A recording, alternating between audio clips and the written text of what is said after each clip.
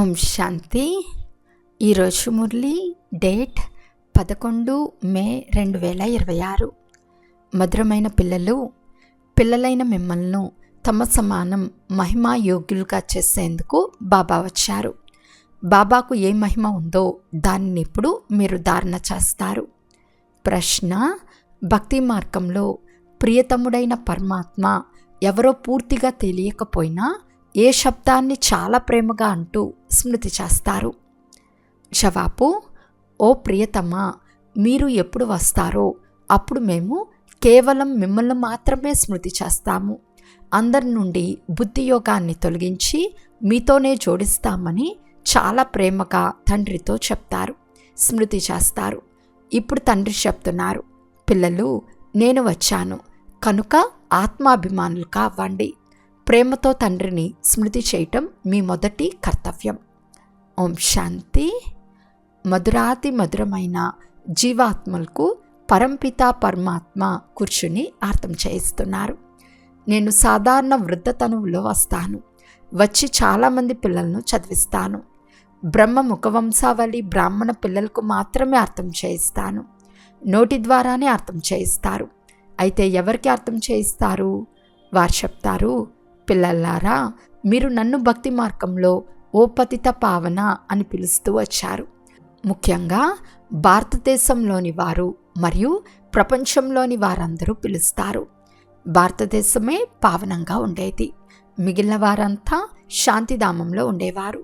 సత్య త్రేతాయుగాలని వేటిని అంటారో, ద్వాపర కలియుగాలని వేటిని అంటారో పిల్లలు స్మృతిలో ఉంచుకోవాలి. అందులో ఎవరెవరు రాజ్యం చేసేవారో ఈ పూర్తి జ్ఞానమంతా మీ బుద్ధిలో ఉంది. తండ్రికి ఎలాగైతే రచన ఆది మధ్యాంతాల జ్ఞానం ఉందో అలా మీ బుద్ధిలో కూడా ఉంది. తండ్రి ఏ జ్ఞానాన్ని ఇస్తారో అది పిల్లలకు కూడా తప్పకుండా ఉండాలి. తండ్రి వచ్చి పిల్లలను తమ సమానంగా చేస్తారు. తండ్రికి ఎంత మహిమ ఉందో పిల్లలకు కూడా అంత మహిమ ఉంది. తండ్రి పిల్లలను తనకంటే అధిక మహిమా యోగులుగా తయారు చేశారు. సదా వీరి ద్వారా శివబాబాయే నేర్పిస్తున్నారని భావించండి. ఆత్మయే ఇతరులతో మాట్లాడుతుంది, కానీ మనుషులు దేహాభిమానులుగా ఉన్నందున ఫలానా వారు చదివిస్తున్నారని భావిస్తారు. వాస్తవానికి ఆత్మనే అంతా చేస్తుంది. ఆత్మయే పాత్రను అభినయిస్తుంది. ఆత్మాభిమాని కావాలి. క్షణక్షణం స్వయాన్ని ఆత్మగా భావించాలి. ఎప్పటి వరకు స్వయాన్ని ఆత్మగా భావించరో అంతవరకు తండ్రిని కూడా స్మృతి చేయలేరు, మర్చిపోతారు. మీరు ఎవరి పిల్లలు అని మిమ్మల్ని అడిగినప్పుడు మేము శివబాబా పిల్లలమని అంటారు. విజిటర్స్ బుక్లో కూడా మీ తండ్రి ఎవరు అన్న ప్రశ్న రాయబడి ఉంది. అప్పుడు వారు వెంటనే దేహం తండ్రి పేరు చెప్తారు. మంచిది, ఇప్పుడు ఆత్మ తండ్రి పేరు చెప్పండి అని అడిగినప్పుడు కొందరు కృష్ణుని పేరు, కొందరు హనుమంతుని పేరు రాస్తారు. అరే, మీరు లౌకిక తండ్రిని తెలుసుకున్నారు. ఏ తండ్రిని సదా దుఃఖంలో స్మృతి చేస్తారో ఆ పారలౌకిక తండ్రి గురించి తెలియదా? హే భగవంతుడా, దయ చూపండి అని కూడా అంటారు. ఓ భగవంతుడా, ఒక్క బిడ్డను ఇవ్వండి అని వేడుకుంటారు కదా. ఇప్పుడు తండ్రి పూర్తిగా సహజమైన విషయాన్ని తెలియజేస్తున్నారు. మీరు చాలా దేహాభిమానంలో ఉంటారు కనుక తండ్రి ఇచ్చే వారసత్వ నష పెరగటం లేదు. మీకు చాలా నష పెరగాలి. భగవంతునితో కలిసేందుకే భక్తి కూడా చేస్తారు. యజ్ఞతపాలు, దాన పుణ్యాలు మొదలైనవి చేయటం భక్తి. అందరూ ఒక్క భగవంతుడినే స్మృతి చేస్తారు. నేను మీ పతులకు పతిని, తండ్రులకు తండ్రిని అని బాబా చెప్తారు. తండ్రులందరూ భగవంతుడిని తప్పకుండా స్మృతి చేస్తారు. ఆత్మలే స్మృతి చేస్తాయి. బురుకుటి మధ్యలో మెరుస్తున్న విచిత్ర నక్షత్రము అని కూడా అంటారు. కానీ దీని గురించి తెలుసుకోకుండానే అలాగే అనేస్తారు. రహస్యం గురించి కొంచెం కూడా తెలియదు. మీరు ఆత్మను గురించే తెలుసుకోలేనప్పుడు ఆత్మల తండ్రిని గురించి ఎలా తెలుసుకోగలరు? భక్తి మార్గంలో సాక్షాత్కారాలు జరుగుతాయి. భక్తి మార్గంలో పూజ కొరకు పెద్ద పెద్ద శివలింగాలను ఉంచుతారు. ఎందుకంటే ఒకవేళ బిందు రూపాన్ని గురించి చెప్పినట్లయితే ఎవరు అర్థం చేసుకోలేరు. ఇది సూక్ష్మమైన విషయం. అఖండ జ్యోతి స్వరూపమని ఏ పరమాత్మను అంటారో వారి రూపం చాలా పెద్దదని మనుషులు అంటారు. బ్రహ్మ సమాజం వారు జ్యోతిని పరమాత్మ అని అంటారు. పరంపిత పరమాత్మ ఒక బిందువని, ప్రపంచంలో ఎవరికీ తెలియదు. కనుక తికమకపడి ఉన్నారు. బాబా ఎవరిని స్మృతి చేయాలి? వారు పెద్ద లింగమని విన్నాము, వారినే స్మృతి చేస్తూ వచ్చాము. ఇప్పుడు బిందువుని ఎలా స్మృతి చేయాలని పిల్లలు కూడా అడుగుతారు. అరే, ఆత్మలైన మీరు కూడా బిందువులే, తండ్రి కూడా బిందువే. ఆత్మను పిలుస్తారు. వారు తప్పకుండా ఇక్కడే వచ్చి కూర్చుంటారు. భక్తి మార్గంలో కూడా ఏ సాక్షాత్కారాలు మొదలైనవి జరుగుతాయో అవన్నీ భక్తికి సంబంధించినవే. భక్తి కూడా ఒక్కరినే చేయరు, అనేక మందిని భగవంతులుగా చేసేసారు. భక్తి చేసే భక్తులను భగవంతుడని ఎలా అంటారు? ఒకవేళ పరమాత్మ సర్వవ్యాపి అయినట్లయితే మరి ఎవరిని భక్తి చేస్తారు? అందులో కూడా అనేక రకాలైన భక్తి చేస్తూ ఉంటారు. బాబా చెప్తారు, పిల్లలారా, మేము ఇంకా అనేక సంవత్సరాలు జీవిస్తామని భావించకండి. ఇప్పుడు సమయం చాలా సమీపానికి వస్తోంది. బాబా బ్రహ్మ ద్వారా స్థాపన చేయిస్తారని నిశ్చయం ఉంచుకోవాలి. తండ్రి స్వయంగా చెప్తారు, నేను ఇతని ద్వారా మీకు సృష్టి ఆది మధ్యాంతాల రహస్యాన్ని తెలియచేస్తాను. బ్రహ్మ ద్వారా స్థాపన అని కూడా గాయనం చేస్తారు. కొత్త ప్రపంచాన్ని విష్ణుపురం అని అంటారని తెలియదు. అనగా విష్ణువు 2 రూపాలు రాజ్యం చేసేవారని వారికి తెలియదు. విష్ణు ఎవరో ఎవరికి తెలియదు. ఈ బ్రహ్మ సరస్వతులే మరలా విష్ణువు 2 రూపాలైన లక్ష్మీనారాయణులుగా పాలన చేస్తారని మీకు తెలుసు. బ్రహ్మ ద్వారా స్థాపన విష్ణుపురం అనగా స్వర్గరాజ్యంను పాలన చేస్తారు. తండ్రి జ్ఞానసాగర్లు, మనుష్య సృష్టికి బీజరూపులని మీ బుద్ధిలో ఉండాలి. వారి డ్రామా ఆది మధ్యాంతాలను తెలిసినవారు. వారే పతిత పావనులు. తండ్రి కర్తవ్యమే మీ కర్తవ్యం. మీరు కూడా పతితుల నుండి పావనంగా చేస్తారు. ప్రపంచంలో ఒక తండ్రికి 3 లేక 4 పిల్లలుంటారు. అందులో ఒకడు చాలా ఉన్నత స్థానాన్ని పొందుతాడు, ఒకడు పూర్తిగా క్రింద ఉంటాడు. ఇక్కడ మీరు పతితులను పావనంగా చేయమని మీకు తండ్రి ఒకే వృత్తిని నేర్పుతున్నారు. నన్ను స్మృతి చేయనని శివబాబా చెప్తున్నారని అందరికీ ఒకే లక్ష్యాన్ని ఇవ్వండి. గీతలో కృష్ణ భగవాను వాచ అని తప్పుగా రాశారు. భగవంతుడు నిరాకారుడని, పునర్జన్మరహితుడని మీరు అర్థం చేయించాలి. ఇదే పెద్ద పొరపాటు.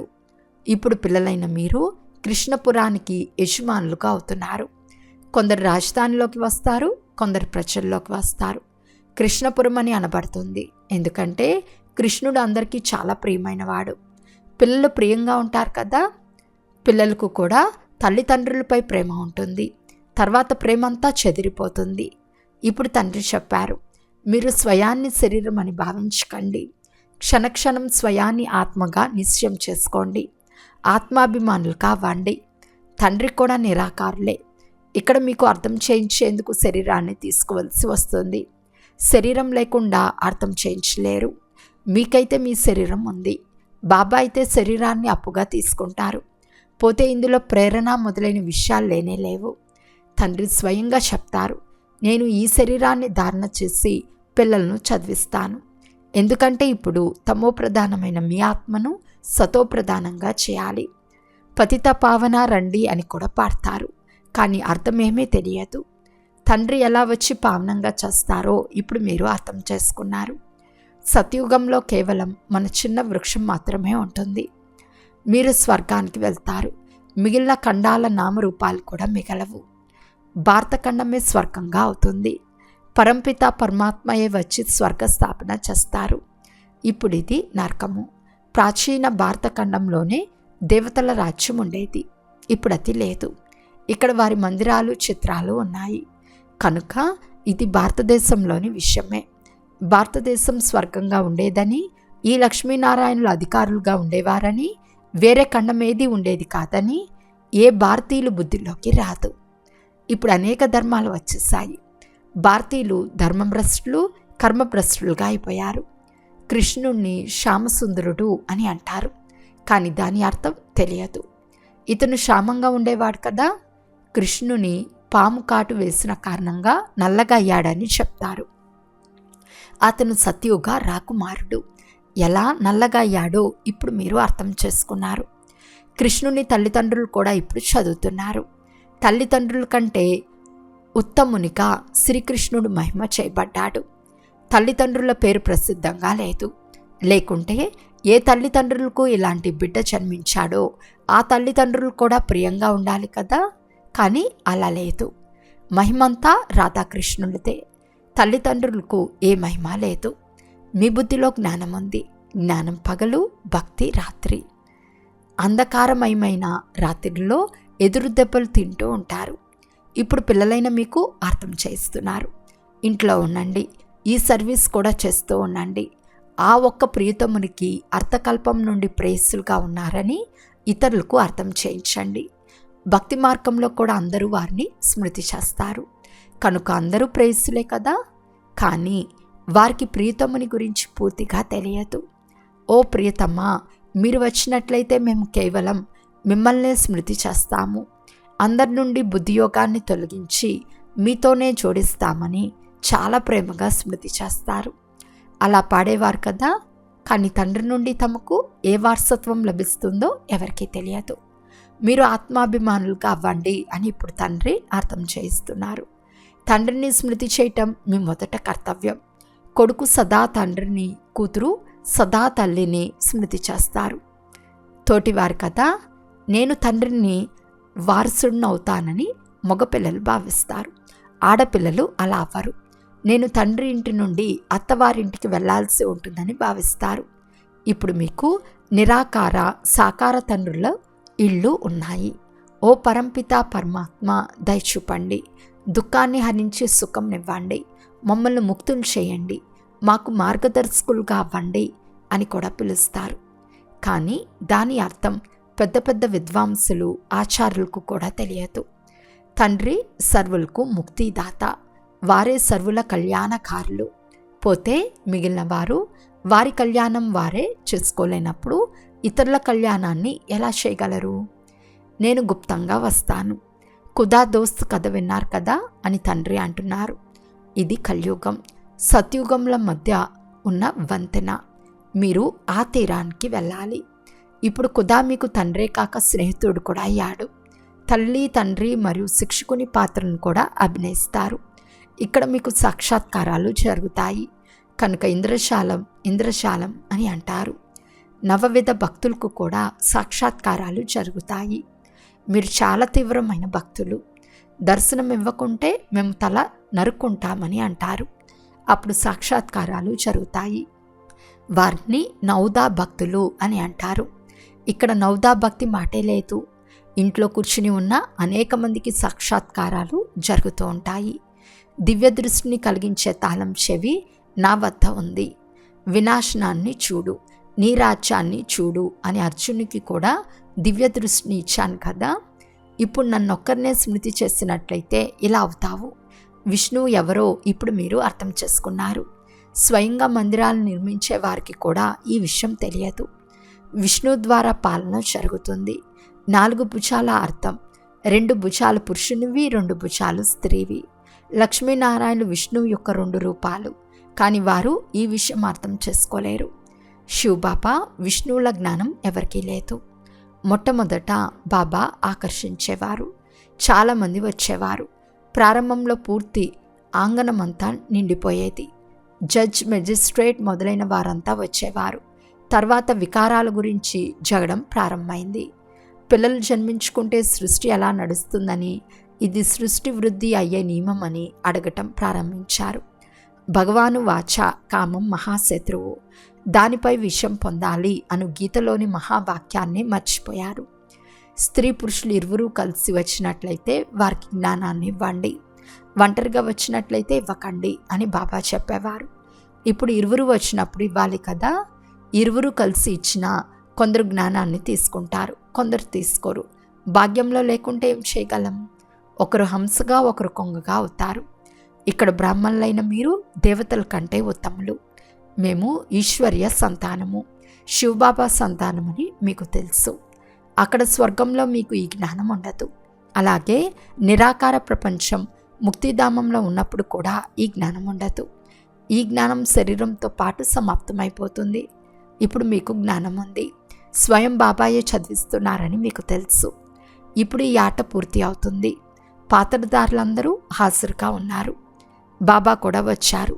ఇంకా మిగిలి ఉన్న ఆత్మలు కూడా వస్తూ ఉంటాయి. ఎప్పుడైతే అందరూ చేస్తారో అప్పుడు వినాశనం అవుతుంది. తర్వాత బాబా అందరినీ జతలో తీసుకెళ్తారు. అందరూ వెళ్ళాల్సిందే. ఈ పతిత ప్రపంచం వినాశనం అవ్వనున్నది. అచ్చా, మధురాతి మధురమైన అపురూపమైన పిల్లలకు మాతాపిత బాప్దాదాల ప్రియ స్మృతులు మరియు గుడ్ మార్నింగ్. ఆత్మిక పిల్లలకు ఆత్మిక తండ్రి నమస్తే. ఆత్మిక తండ్రికి ఆత్మిక పిల్లల యొక్క ప్రియ స్మృతులు మరియు నమస్తే నమస్తే నమస్తే. ధారణ కొరకు ముఖ్య సారము. ఫస్ట్ పాయింట్, పతితులను పావనంగా చేయు బాబా వృత్తి ఏదైతే ఉందో అదే వ్యాపారం మీరు చేయాలి. బాబాను స్మృతి చేయండి, పావనంగా అవ్వండి అనే లక్ష్యాన్ని అందరికీ ఇవ్వాలి. సెకండ్ పాయింట్, ఈ బ్రాహ్మణ జీవితం దేవతల కంటే ఉత్తమమైన జీవితం అనే నశాలో ఉండాలి. బుద్ధియోగాన్ని ఇతరుల నుండి తొలగించి ఒక్క ప్రియతముని మాత్రమే స్మృతి చేయాలి. ఈరోజు వరదానము.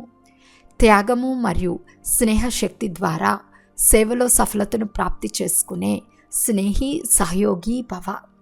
ప్రారంభంలో జ్ఞానం యొక్క శక్తి తక్కువగా ఉండేది, కానీ త్యాగం మరియు స్నేహం ఆధారంపై సఫలత లభించింది.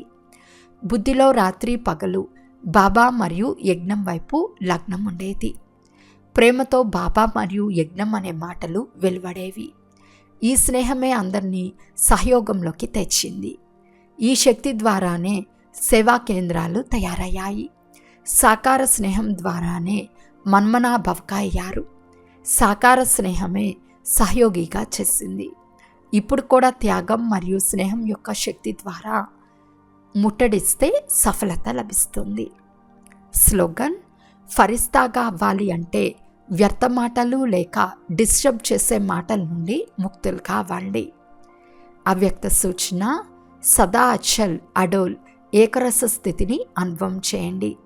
ఏం జరిగినా ప్రకృతి కానీ వ్యక్తి కానీ రెండు మీ అచల స్థితి యొక్క ఆసనాన్ని కొంచెం కూడా కదిలించరాదు. ఇంత పక్కాగా ఉన్నారు కదా.